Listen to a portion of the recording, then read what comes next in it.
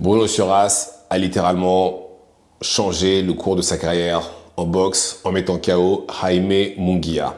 C'est l'upset de l'année, il n'y a pas d'autre manière pour décrire ce qui s'est passé à Tijuana, au Mexique, entre lui et Jaime Munguia. Alors, j'insiste, je parle que pour moi, je suis toujours pour les Français. Peu importe contre qui ils combattent, mais là, je ne vous cache pas, j'avais vraiment peur, puisque quand on regarde ce que l'un et l'autre ont accompli, qui ils ont affronté, tout était contre Bruno Suras. Parce qu'on parle quand même de quelqu'un qui, avant le combat, n'avait que 4 KO pour 24 combats, oui, 24, et qui n'avait affronté absolument, non seulement personne, mais en plus de ça, qui avait plein de combattants qui venaient soit de commencer, ou soit qui avaient des CV, mais juste horribles, avec 5 victoires et 40 défaites. Et j'exagère pas, vous pouvez regarder son CV.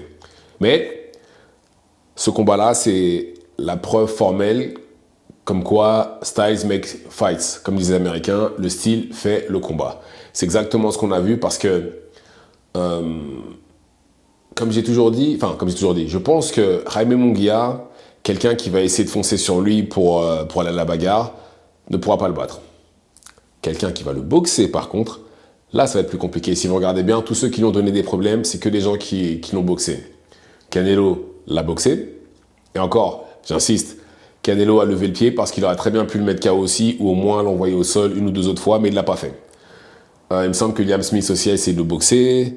Il y en a un autre dont j'ai oublié le nom, pareil. Mais quelqu'un qui va essayer de foncer sur lui pour aller à la bagarre, c'est mort. C'est ce qu'il aime, c'est ce qu'il fait de mieux. Et donc, voilà, le boxer, c'est le contrer, vu que défensivement, c'est pas trop ça. C'est la meilleure chose à faire. Il faut le boxer. Et c'est justement ce que Bruno Suras a fait. Et sa stratégie était de contrer Jaime Munguia et l'a fait depuis le départ. C'est pour ça, en fait, quand j'entends les gens dire « Oui, mais c'est un lucky punch », non, c'est pas un lucky punch. Ça, c'est quelque chose qu'ils ont travaillé en entraînement. D'ailleurs, il l'a dit lui-même. Et si vous avez regardé le combat depuis le début, ça se voyait. Depuis le début, il a essayé de le contrer. Enfin, non pas il essayait, il le contrait depuis le début. C'est juste que là, là, il y avait contre, plus précision, plus il a mis la force. Mais néanmoins, ça ne fait pas de lui un puncher. Pas du tout. Ça reste quelqu'un qui, en 25 combats, n'a que 5 KO. On ne va pas d'un coup d'un seul lui donner le statut de puncher. Ça ne marche pas comme ça. Parce que, par contre, ça fait de lui quelqu'un de très précis, parce qu'il lui a mis clean dans le menton. Et, en plus de ça, c'est un bon contreur, comme il a montré justement lors du combat, où c'était surtout lors des échanges où il contrait que ça allait à son avantage. Et là, le contre est passé clean, donc voilà. Mais voilà, ce n'est pas un lucky punch. De la même manière que Marquez contre Pacquiao, ce n'est pas un lucky punch non plus. Marquez est un excellent contreur. D'ailleurs, si vous avez regardé tous les combats entre Pacquiao et Marquez, ça a toujours été sa technique. Il a toujours montré ses qualités de contreur. Et ce qui s'est passé, c'est que Pacquiao a foncé dans un contre, ce qui fait que, dodo, hein. Et en plus de ça, je pense que même si ça avait été un heavyweight en face de lui ou de toute façon quelqu'un plus lourd que lui, je pense que le résultat aurait été le même.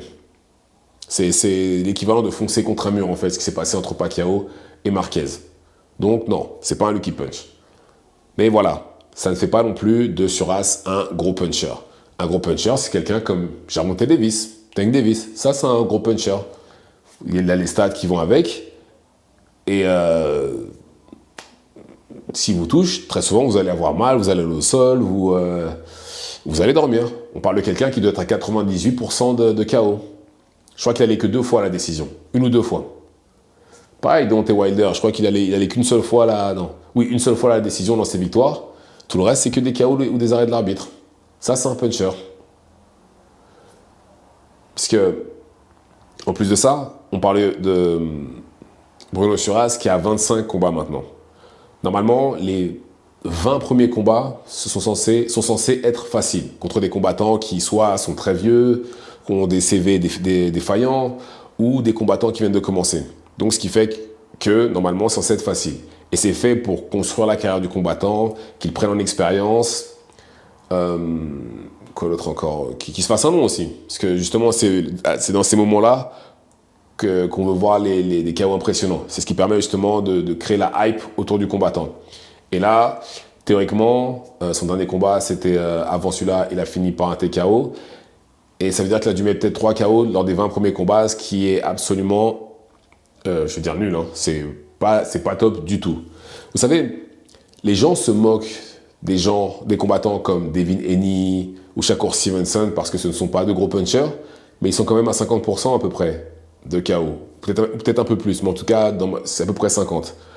Et là, on parle de quelqu'un qui ne doit même pas être à 15-20%, entre 15 et 20. Donc bon, Devin Haney et Shakur Stevenson comparés à Suras, sont de très très gros punchers. Mais bon, en tout cas, il a changé la trajectoire de sa carrière parce que là maintenant, il a clairement mis son nom sur la carte en super middleweight. En battant Jaime Munguia, ce qui est une très bonne chose. Il est forcément monté dans les classements aussi, peu importe les fédérations, et tant mieux. Il faut plus de Français justement à ce niveau-là. Il en faut plus. On ne peut pas en avoir là. Bon, dans la logique, hein, Suras peut affronter Christian Mbili. Mais je pense qu'il va y avoir un rematch entre Suras et Munguia. Je ne pense pas que Suras va accepter que Munguia va accepter cette défaite. Et en plus de ça, ça bousille tous ses plans. Parce que normalement, il aurait dû avoir des négociations avec Mbili pour l'éliminatoire en WBC Super Middleweight. Pour un combat, en plus, tout ça sous la houlette de Top Rank, ça veut dire que les négociations auraient été faciles. Il aurait eu son combat avec Mbili. Après, peu importe qui aurait gagné, mais au moins il aurait été, on va dire, en demi-finale. Et là, il se retrouve à prendre un rematch avec Suras pour soit gagner, ou soit c'est tout simplement Suras qui est trop fort pour lui et il va devoir l'accepter. Hein. Mais en tout cas, tant mieux pour Suras parce que là, il s'assure un deuxième combat avec Munguia ou un combat contre Mbili. Dans tous les cas, il gagne. Dans tous les cas, il gagne parce que un deuxième combat contre Munguia, et en plus, s'il gagne, c'est bon, c'est fini, on n'en parle plus. Et en plus, ça lui permettrait de gagner beaucoup d'argent parce que là, pour le rematch, vu qu'il a gagné le premier combat, il peut demander plus d'argent. Il peut demander à être le côté A, même si je pense que Munguia va quand même garder ce statut-là. Après, j'espère juste pour Suras que le combat sera à Las Vegas cette fois-ci et pas au Mexique. Parce que ce qui pourrait se passer, c'est que si le combat est au Mexique et que ça va à la décision, il y a de grandes chances que le combat termine en victoire pour Munguia. Malheureusement, ça pourrait être le cas. Et s'il gagne, il va se retrouver en position pour combattre Mbili.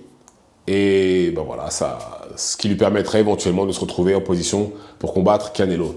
Mais vous savez, un truc qui est triste par rapport à ce combat-là, et c'est là où je pense à Mbili, c'est que il faut saisir les opportunités.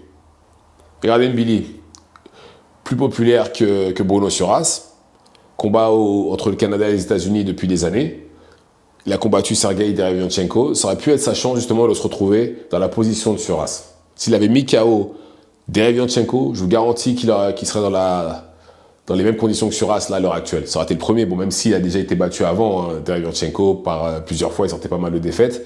Mais s'il avait mis KO Derevyanchenko, ça lui aurait ouvert plus de portes. Là, il a gagné par décision unanime contre un combattant qui a combattu plus de la moitié du combat avec un seul bras. Je suis désolé, mais voilà, c'est pas un exploit. Pas du tout même, c'est même dommage parce qu'il est passé à côté de son moment de briller. Même si, bien entendu, hein, le plus important, c'est la victoire. Hein, je ne dis pas le contraire. Mais il est passé à côté de son moment pour briller. Il aurait pu être là où est Suras maintenant. Suras, de l'autre côté, il a eu... Regardez son CV. Personne, que des combattants, soit qui venaient de commencer, soit qui avaient des CV déficitaires, 4 KO. Il a eu une chance, justement, de briller. Une chance. Il n'a pas loupé. Il a saisi sa chance. Il a gagné par KO. Et là, maintenant, c'est lui dont tout le monde parle. C'est lui maintenant la star. Il a eu l'upset de l'année, parce que je sais qu'il y a un awards pour ça, et c'est lui qui va l'avoir. C'est l'upset de l'année, celui-là. Il n'y en a pas d'autre. Personne n'avait vu venir celui-là. Je vois qu'ils disent, oui, mais on savait, c'était un puncher. Non, c'est pas vrai, les gars. Personne ne savait. Personne n'aurait pu prévoir ça. Il croyait en lui. Lui, il le savait, parce qu'il croyait en lui. Nous, de l'extérieur, qui ne le connaissons pas. Moi, je ne le connaissais pas avant ce combat-là. Je préfère être honnête. Hein. Lui, il savait. Nous, on ne savait pas. On se base sur ce qu'on voit, sur le CV, sur les aptitudes, etc., sur ce qu'il sait faire. Mais on ne peut pas se dire, voilà, il va gagner. C'est pas possible. Ça ne marche pas comme ça. Mais il l'a fait. Il a réussi. Et tant mieux pour lui, bravo à lui. Et pourvu que ça continue, et j'espère que si rematch il y a, j'espère qu'il gagnera aussi. Encore une fois. Mais voilà. Dans tous les cas, très très belle victoire de Bruno Suras. Jaime Munguia, je pense qu'il va demander un rematch. J'ai du mal à croire qu'il va rester comme ça. Parce que là, il va perdre beaucoup d'argent s'il ne prend pas de rematch. Et ce qui est triste, c'est qu'il était avec Freddy Roach, l'ancien entraîneur de Pacquiao, justement. Excellent pour moi, c'est top 3 meilleur entraîneur de tous les temps. Top 3 meilleur entraîneur de tous les temps, il est avec lui. Et c'est d'ailleurs lui qui a fait le game plan pour son combat contre Canelo, qu'il n'a pas vraiment réussi à suivre.